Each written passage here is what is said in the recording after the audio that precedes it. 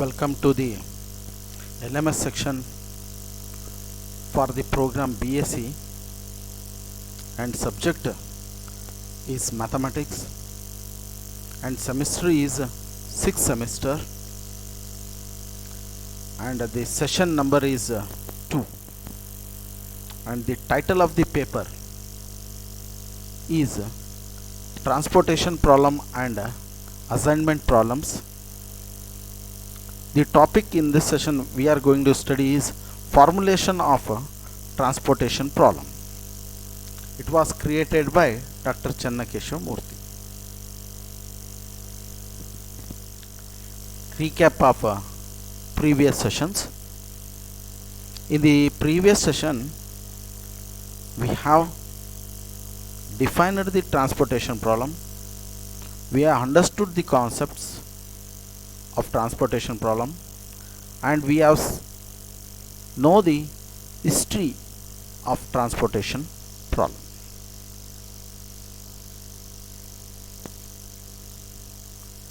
Session output. At the end of this session, we can able to formulate the transportation problem. By taking a real problem, we can able to form a transportation problem. Problem can be converted into a formulation. So, formulation of transportation problem. In the last session also, we have seen this figure, we can see. Same figure I have drawn over there. So, we have taken it here, same figure. Now, in this we are going to formulate a transportation problem. Think that there are some products are there which are stored in warehouses, and we have to transport that product from warehouse to retailers. So there might be many warehouses, there might be many retailers also. So how we can represent this? By using a figures. And at the same time, in the warehouse we have to the stocks. What is the stock is there, we have to check it out, and what is the demand of the retailer is there, that also we have to check it, and we have to fulfill both the things, right friends? So this is the real time problems we will come across. Now we will, how to form this, we are going to see this. So this figure is representing the transportation problem. How? Here you can see that in the figure it is a transportation mode figure, we can say, where this S1, S2, S3, these are all are the sources, warehouses, or we can say origin. We will use it here as a sources. Warehouses are called as a sources or origin. And this F1, F2, F3, these are called the destination retailers, we can say, as we have seen in our problem. These are the retailers, these are the warehouses, these are the retailers. Here in transportation problem formulation, we will use source, that is S1, S2, S3 are the sources, or we can say origin, and F1, F2, F3 are the destinations, right? Now you can see it, the sources are represented by a node or a vertices. Here these are called the node or the vertices, right? And they are connected by an arc. Here arcs are there. These are the arcs. That is the route it is. Now the route between the node to node, that is between the two nodes, we are representing or joining it by an arc. Now, as we have seen that in warehouses there should be some stocks should be there, and at the same time retailer should have some demand, right? So this is source, how much quantity it has got, how much amount of supply it can do it is represented by A of I. That is, it has a quantity of supply. It has a quantity of supply 100. In this problem we are taking it 100. That is A1, A2, A3. That is, this source, this warehouse has AN quantity, this source has A2 quantity, this source has A3 quantity of stocks. In general we can say they are called as a supply. Okay, they are supply. If you go A1, many sources are there. That is A1, A2, A3, A4, A5, A6, like this dot dot up to AI. The sources or these supply quantities are represented by I here always. And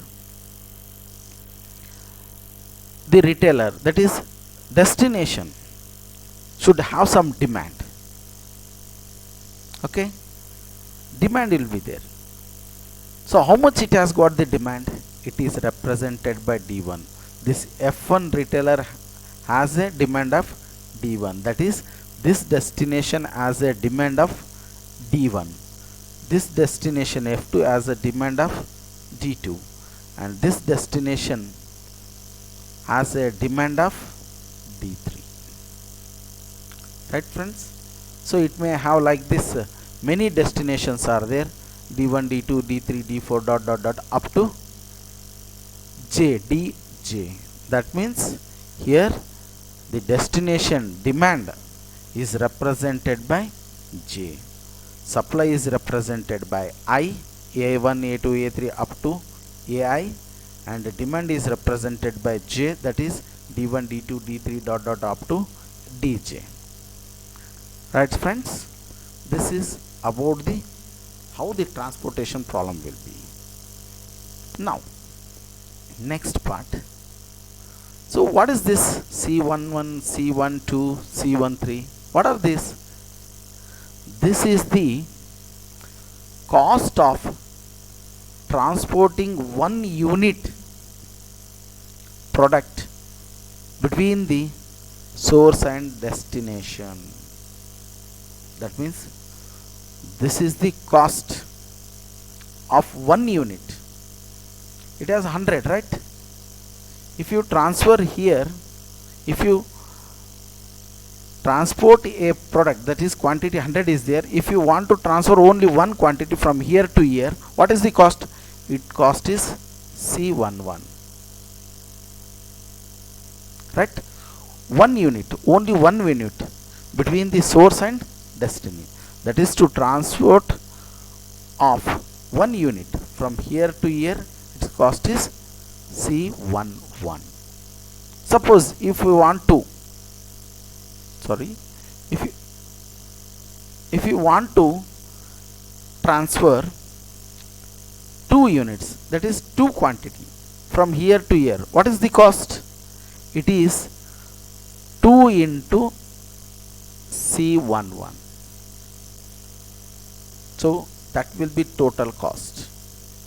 If you want to transfer 10 units, 10 quantities from here to here, how much it will be? 10 into C11.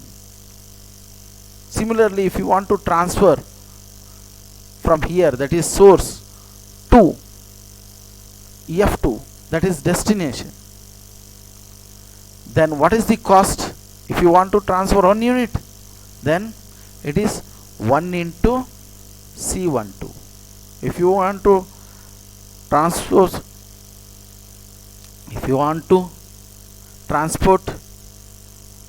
1 10 quantities, that is 10 into C12. Similarly, like this, C11 is for the year to year, C12 is for year to year, and C13 is for year to year. That is the unit, one unit cost between the source I, to the destination J, right? Source I to destination J, that is, in general I can say that it is nothing but an C of ij. What is the C of ij? C of ij is the transporting cost per one unit between source I and destination J. Right, friends?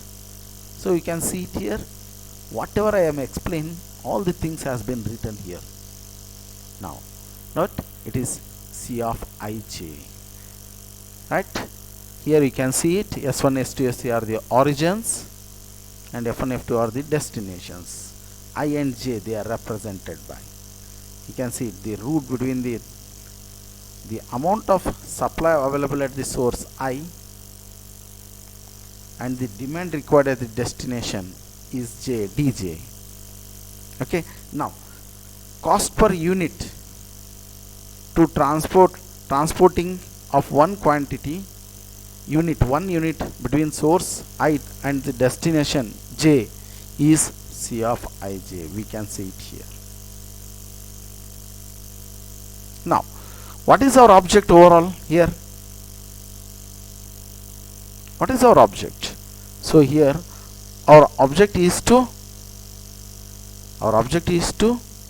determine how much should be shifted from each source to each destination, so as to minimize the total transportation cost.